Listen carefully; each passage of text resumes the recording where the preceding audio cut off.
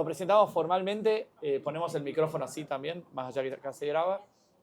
Ernesto nos va a hacer de vuelta un gran aplauso, es el Impact Voice de North Valley, así que, y nos va a contar algunas cosas que usted sabe. Bueno, gracias Gaby, nos conocemos hace muchos años, hemos compartido muchas cosas lindas con muchos de ustedes. ¿Va y viene la voz? ¿Se escucha? Ahí. Acá a mi izquierda tengo a mis presentadoras oficiales, las mejores presentaciones. Si algún día tienen que hacer presentaciones, ahí está. Podrían hablar ustedes por mí, que contarían mejor mi historia. ¿Y de casualidad? No. No de casualidad que lo hicieron, sino de casualidad que se encontraron. Okay. Bueno, tengo 51 años, casado con Alex hace 25, 3 hijos, 22, 19 y 11. El de 22 hace 4 años juega al fútbol en España. Hace 10 que juega al fútbol. Suena lindo, pero no es tan divertido. El de 19 es un loco lindo con quien me entiendo en los autos y en las finanzas. Y el de 11 es el bebé de la casa. Con Alex nos llevamos muy bien, gracias a Dios. Soy administrador de empresas, haciendo un máster en finanzas. Algún día abro una revista, trabajando en banca corporativa y de inversión. Me gustaba construir cosas, construir empresas, me gustaban los autos. Allá habré hecho, no sé, ni por ahí me decís vos qué año se hacían los cursos de D-Base. Ni me acuerdo. Un día caigo a la escribanía de mi padre, un escribano, y entonces le digo, mira, tenés que poner un monitor, una computadora, una impresora para llenar un renglón de una hojita de una certificación que ellos hacen. Todo esto para llenar un renglón. Y se lo hago a mano con la máquina de escribir. Y un día abro una revista y lo veo a Alec, a Marcos, a Guido, a todos estos popes armando de remate y digo, yo estaba efectivamente, ya había salido del mundo corporativo y había saltado al primer startup con Soundnet en aquella época, con Marcelo Grimoldi. Y un día me encuentro con Marcelo y me dice, post Nasdaq, crisis, y me dice, te recomendé para que seas el CFO de Remate. Le digo, se van a fundir todas. ¿Viste la visión mía? Siempre es... Una visión. Se van a fundir todas. Entonces le pregunto a Ali que ha ido y le digo, seguros también de caja, ¿no? Fantástico. Listo, vamos, arrancamos. Ni le cuento. Yo la experiencia de Remate la resumo. Yo tenía 27 años cuando arranqué. La verdad que competir contra titanes como Marcos, Nico Secasi, Hernán Casá y demás fue un lujo. Nunca podríamos haber competido en términos de caja. O sea, ellos efectivamente habían hecho una ronda y habían guardado gran parte de esa caja entendiendo que el mundo se acababa en términos de funding y de Remate. Yo aún no estaba. Intentó jugar la carrera del IPO, gastarse, más o menos los dos recaudamos $50 millones, pero había que gastarlos para ir al IPO a pedir más plata.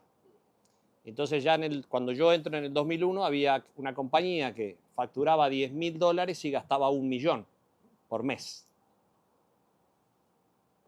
Y había que armar una compañía. Los inversores nos dieron un voto de confianza, 10 palos más, y con 10 armamos un segundo lugar muy digno, contra un mercado libre con un equipo impresionante y con 50 palos de caja. Entonces yo cuento una historia de Remate que realmente hicimos algo lo mejor que pudimos con la plata que tuvimos contra un equipo que la sacó de la cancha y hoy es la mejor compañía de Latinoamérica. Así que una experiencia espectacular, hablando un poco ahí, mechando la parte de capital y demás. Teníamos de inversores a Citibank, Merrill Lynch, Telefónica, Terra. Y la verdad que ahí era nosotros éramos unos jóvenes emprendedores con mucha menos preparación que ustedes. Había mucho ánimo, para no decir otra palabra, pero había poco expertise en internet y en tecnología, ¿no? Y un día íbamos a Nueva York y la verdad que estaba buenísimo viajar, pero cuando llegabas y te juntabas con el señor Merrill Lynch y el señor Citibank, nos cagaban a sopapo, porque querían ver todos los números. Claro. Que ellos habían invertido en una compañía que iba a valer cientos de miles de millones de dólares, que después terminó siendo el caso de Mercado Libre, pero obviamente lo querían al día siguiente o al año siguiente. Y esa relación con inversores era muy difícil. O sea, ellos ponían las pautas respecto del uso y los milestones y las metas que teníamos que conseguir, y nosotros teníamos que tratar de hacer lo que podíamos con las herramientas que teníamos. Entonces ahí, ¿voy bien? ¿Es muy largo? No, está ¿Tengo muy que bien. acortar? No, perfecto. Tenemos que descifrar, vamos bien. Entonces digo, de repente tuvimos que armar una compañía, nos dieron ese voto de confianza. eBay ya había hecho esta unión con Mercado Libre de darles y basar en Brasil y demás, con 50 palos en caja. Yo entré con menos no sé cuánto, nos dieron 10, o sea, estábamos en 7, en 8, debíamos 2. Bueno, la verdad que hicimos algo muy, muy, muy bueno, y finalmente hubieron un par de oportunidades de venta.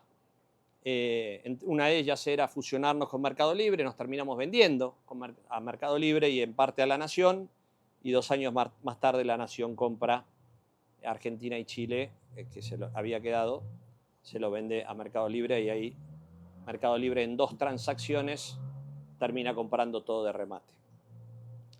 Mientras yo era el director financiero de remate, me dedicaba también a mi hobby, que era comprar y vender autos. Entonces compraba, vendía. En mis vacaciones desarmaba un auto, aparte estética, nunca me metí en la parte mecánica, pero tenía súper claro, y también me involucré en lo que fue de remate motores, que después fue de motores. Tenía muy claro que quería saltar al mundo del auto, por hobby. Me siguen gustando los autos todavía. Entonces esta mezcla de tecnología, donde aprendí muchísimo, me soportaron, había que hacer números, había servidores, había los ProLiant 8500 que había que mudar de un lado al otro, conectarlos con camión de mudanza, meterlos en una jaula, interconectarlos, pelearte con Microsoft porque habían firmado un contrato de 250 licencias y costaba $1 millón y no teníamos. Y empezar a entender un montón de cosas, cuál era el mejor costo-beneficio entre licencia, hardware, software, ¿no? Entonces, gracias a ellos que aguantaron mucho mis preguntas numéricas, realmente sacamos adelante una compañía y vendimos una compañía en break-even, que facturaba más de lo que gastaba, cuando habíamos arrancado en $990.000 negativos por mes. Vendimos esa compañía, salté al mundo del auto, armé la primera versión de Motor Max, compra y venta de auto, y sabía que había mucho de marketing y de tecnología para aportarle al mundo del auto, y sobre todo el auto usado. ¿Por qué el auto usado? Porque es un producto transaccional libre. No tenés una terminal que te diga cómo tenés que vender. No sé, por ahí tiene que ver algo con los inversores de remate, ¿viste? Que claro, me quedó el... Tal cual, algo con esto es un mercado 100% libre, el producto se llama auto, podría haber sido otra cosa, pero es un ticket, es un mercado, y acá voy a las 3 grandes cosas que ven los inversores. Lo dijo Hernán Casar en una entrevista que recomiendo hace poquito.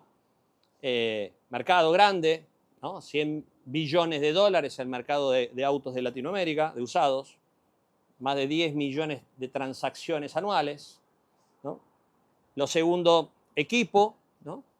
Y lo tercero, un modelo de negocio claro que realmente pueda hacer crecer una compañía. Esas son las 3 cosas que privilegian los inversores. Sabía que en el mercado del auto usado había negocio, había mercado, había negocio, y había que armar un buen equipo. Con Santi Pinto, lo sumé a Santi como socio colaborador, más otros accionistas. Tuve accionistas que les gustaba mucho la compra-venta solamente. Agradezco un montón también lo aprendido con Jorge Cohen, quien me dio muchísimas lecciones, tanto de vida como de negocios. Hicimos muy buenos negocios. Y después llegó un momento en donde apareció en la vida de Motormax compra-venta de autos, mucho mayorista, mucho bancos, mucho empresas. Y la verdad que contentos. Bueno, nos cruzó un 2008 que fue muy duro y arrancó y apareció al tiempito una palabrita que se llamó fintech. Fintech. Y de repente teníamos un nuevo negocio que tenía un apellido fuerte. Y empezamos a vender planes de financiamiento, que realmente no fue muy bien. Y acá otra anécdota de inversores. Un día llamo buscando, había que vender planes a todo el país y demás, y llamo, no sé por qué se me ocurre llamar a Uruguay a un call center, me atiende el dueño, Joseph, socio de Sergio Fogel, de dLocal, y Joseph me dice, no solamente quiero ayudarte con el call center, sino quiero ayudarte con la compañía. Así que de un llamado por teléfono, de repente encontré socios espectaculares, espectaculares. Un poco el achique de Motormax, financiamiento. Decidimos cerrar la parte física, nos fue muy bien con la parte de financiamiento. Nos embelezamos en la era Macri, pero de repente las tasas de interés empezaron a volar por el aire, 100% y demás, y ya vender financiamiento ya no era. Habíamos armado una Ferrari en términos de tecnología, tremendo. Teníamos los celulares, año 2016, usábamos los celulares como gateway de SMS, sincronizados con un CRM, sincronizados con... Tremenda tecnología. Sumé como socio ahí a Esteban Glass, que después terminó siendo el tequi de OLX. Y en el 2018 aparece una oportunidad de sumarnos a una compañía en donde el llamado de convencimiento fue al revés. Vino una persona, Ricardo, un chileno, a entrevistar gente argentina porque querían abrir Argentina. ¿Voy bien? ¿Me faltó algo? Todavía no. Ahí va. Armamos America's Car Group en Argentina, 2018. Integro mi equipo de tecnología, integro mi equipo de marketing. Vuelvo a llamar a gran parte de mis comerciales y se llamaba vendetuauto.com. Pero me llama un día Ricardo y me dice, con esta quiero que seas vos quien abra Argentina. Nos pusimos de acuerdo en la parte de accionistas. Y un día me llama y me dice, Grupo Naspers, acabamos de cerrar una ronda, 90 millones de dólares. Y ahí enseguida dije, estoy adentro. Cuando Ricardo me picheó él a mí, cosa que agradezco, me empieza a contar todo el modelo de negocio, compra-venta de autos. Yo en el interín, 4 años, había tenido también una agencia de autos en Miami, año 2010. Scrapeábamos las subastas de Estados Unidos, se venden 40.000 autos por mes.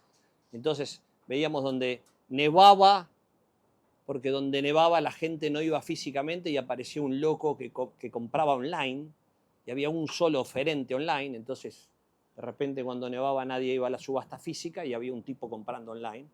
Armé ahí en Miami un centro de cómputos y comprábamos autos en digital, divino. Al día siguiente llegaba el camión, te dejaban los autos ahí. Pero familiarmente tomamos la decisión de no irnos a vivir allá, así que eso tuvo fin. Y aparte nos empezó a ir muy bien acá con Motormax, con la parte FinTech, que fue maravillosa. Fundamos la cámara de FinTech también. America's Car Group, me sumo, aporte en Naspers. Me cuentan todo lo que querían hacer de modelo de negocio, de una subasta. Digo, está todo bien, sí, está todo bien. El auto, algo lo entiendo, ya hace varios años que tienen el auto. ¿Cuánto dijiste que venían a invertir? ¿10 millones de dólares? Digo, estoy adentro. Está perfecto, firmámelo. Bueno, terminaron invirtiendo 40 millones de dólares. La compañía se terminó vendiendo ahí sí en el 2020 a OLX. Primero tuvimos una inversión, después se vendió toda la compañía OLX en 570 palos. Y dado que había un loquito en Argentina que venía haciendo hace muchos años marketing digital, tecnología, y demás, en la pandemia 2020, Argentina, 6 meses de estar cerrados, se duplican volumen. ¿Cómo hacemos para duplicarnos en volumen en pandemia? Vendíamos online a agencias de todo el país, nos faltaba comprar online. Un día, el 20 de marzo del 2020, el día siguiente que nos encierran, 125 compradores, y les digo, a partir de hoy empezamos a comprar autos por teléfono. Y obviamente la respuesta fue imposible, hay que ver los autos para comprarlos. Trabajamos mucho en la indagación, trabajamos mucho en escuchar al cliente, trabajamos mucho en entender la necesidad del cliente, y nos dimos cuenta que el cliente lo primero que quería no era que le peritemos el auto, esa era nuestra necesidad. Su necesidad era entender cuál era el rango de precio en el que nosotros le podíamos cotizar su auto para entender si él tenía ganas de venir a la inspección o no. ¿No? Y eso lo aprendí en OLX y eso se lo agradezco a OLX. Mirar siempre el cliente. Me fui de inversores, me fui a cliente. Estamos es un cerca. gran inversor el cliente. Totalmente. El real. El real. 100%. Miramos al cliente, escuchamos al cliente. La gente, cuando le agendábamos la visita, la inspección para cotizarle el auto, no venía. Entendimos que haciéndole algunas preguntas, no le preguntábamos si el auto perdía aceite, le preguntábamos si entre cambio y cambio le tenía que agregar aceite, que las preguntas sean entendibles para el cliente, si cuando él frenaba escuchaba algún ruido, si cuando pasaba un pozo sonaba algo, ¿no?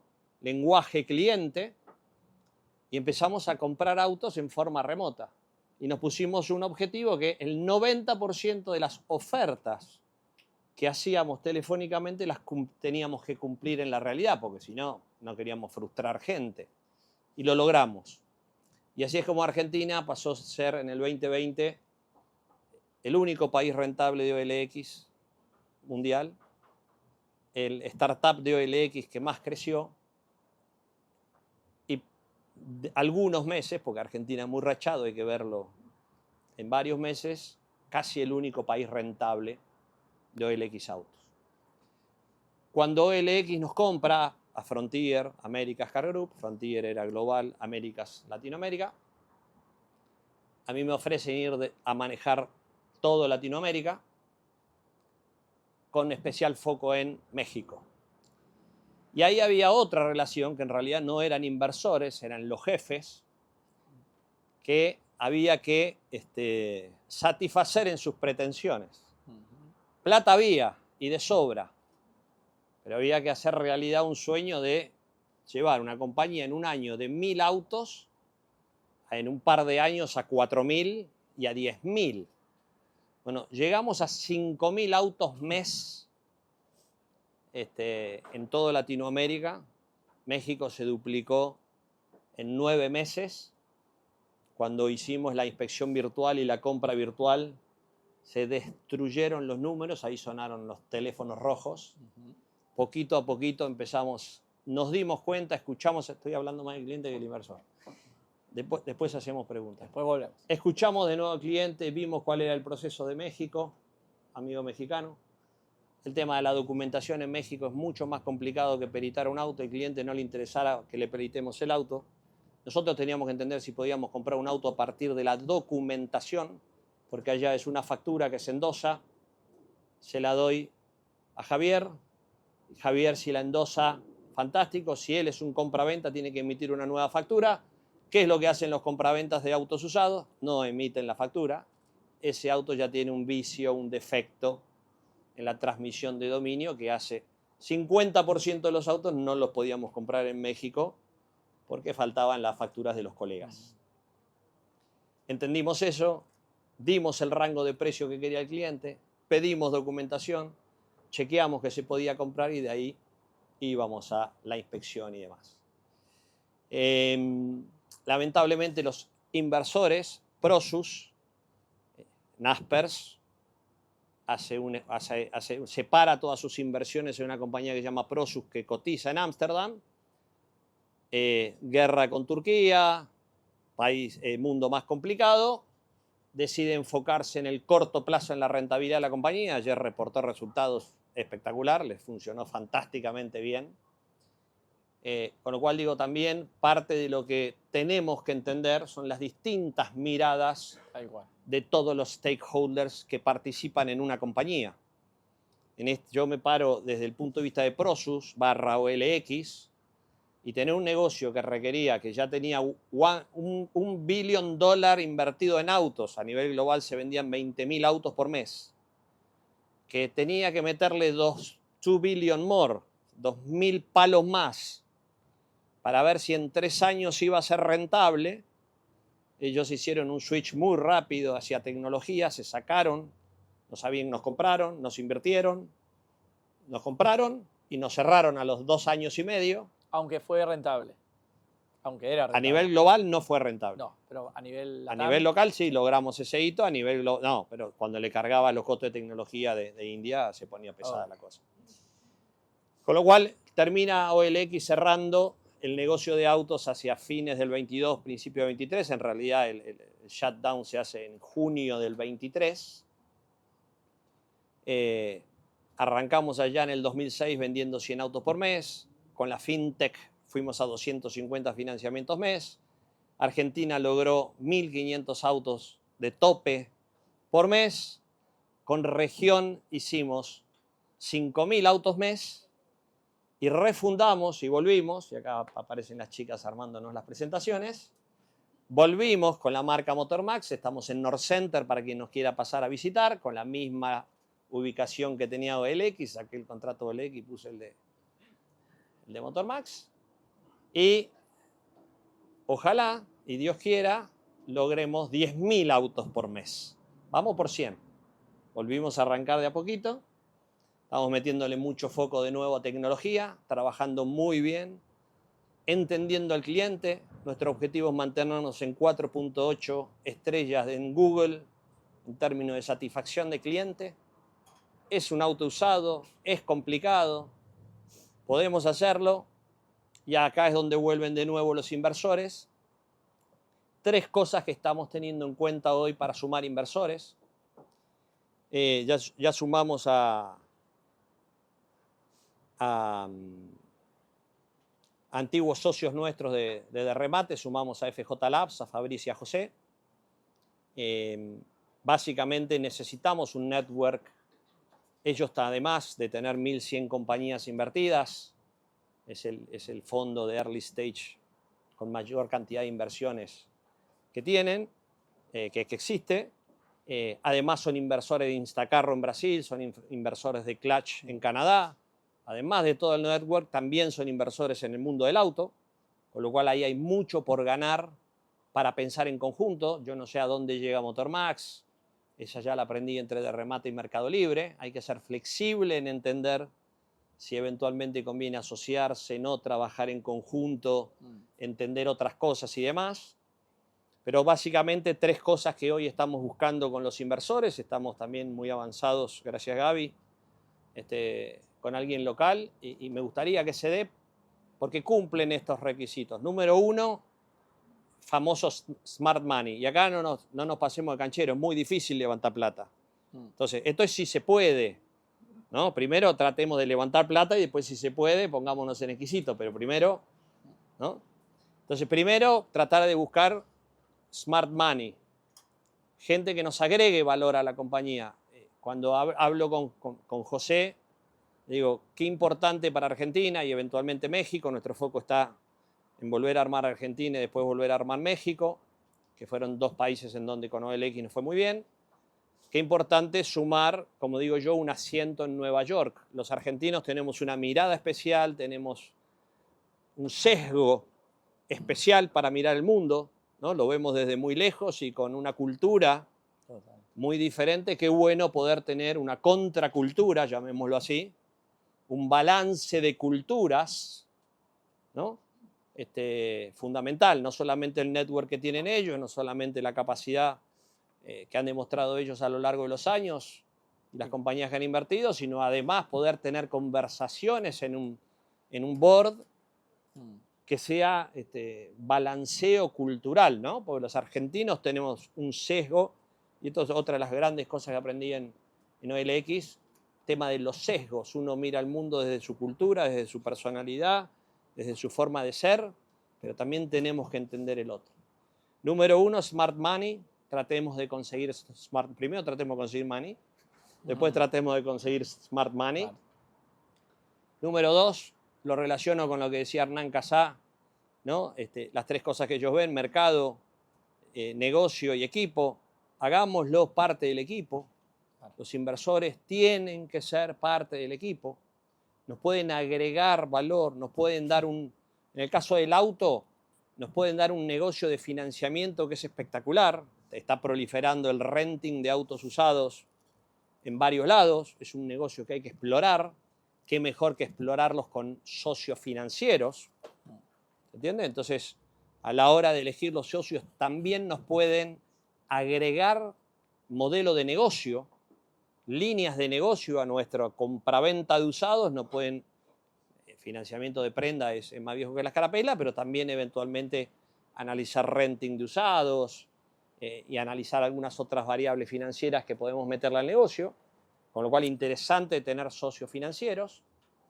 Y después de hacerlos equipo, que formen parte del plan de la compañía. Entonces las 3 cosas es Smart Money, que formen parte del equipo y que en conjunto hagamos el plan y los involucremos en la compañía. Porque entonces ya no vamos a tener que estar en asientos divididos o enfrentados diciendo gastá la plata que te di, hace esto, hace el otro. Por supuesto, teníamos 30 años, 27 años, ellos tenían otro foco, pero esta divergencia de focos es lo que después termina muchas veces dañando compañías. Entonces, si buscamos al socio ideal, si formamos equipo y si encima armamos un plan en conjunto y nos pueden agrandar el espectro de lo que vemos, de lo que somos, de nuestra propia mirada y de nuestro propio modelo de negocio y empresa, entonces ahí creo que hacemos un combo que puede ser espectacular para desarrollar una compañía. Lo decías, Argentina es súper complicada. México no se queda atrás, tiene otras problemáticas. Brasil tiene sus problemáticas. Chile tiene su problemática. Colombia, Perú, Ecuador. Cada uno tiene su problemática. Estados Unidos realmente un placer para hacer negocios. Pero creo que donde aportamos valor es en armar un equipo sólido, no solamente en términos de operación, sino en términos de board, sino en términos de toma de decisiones. Planear juntos este camino, tener ese próximo gran paso. No sabemos exactamente, lo decía Hernán en la entrevista, no sabemos, tenemos una idea a dónde queremos llegar, pero no tenemos exactamente el recorrido y el camino. Tengamos muy presente cuál es el próximo gran paso que queremos dar. Ahí sí tengamos un gran paso a dar y creo que, bueno, y después el resto es laburar fuerte, que creo que acá, si son emprendedores, tienen que estar dispuestos a laburar mucho y que la cabeza explote, porque si no, nos estamos quedando cortos. Bueno, creo que... Y lo tenemos acá. Lo tenemos acá, así que Ernesto va a estar acá. Es un crack, aparte se merece el éxito. Y resolvió la pregunta, ¿no? Muy fácil. No hizo el corte de pasar del noviazgo, te invierten, pasas al divorcio inmediatamente, ¿no? Potencial. Sino que creo que la clave es hacerlo parte en todo momento, que no suene el teléfono rojo, sino que a todos les suene el teléfono rojo, que es un poco... Así que gracias, Ernesto. Ahora vamos a pasar con otra charla, pero es un placer tenerte y gracias por iluminarnos.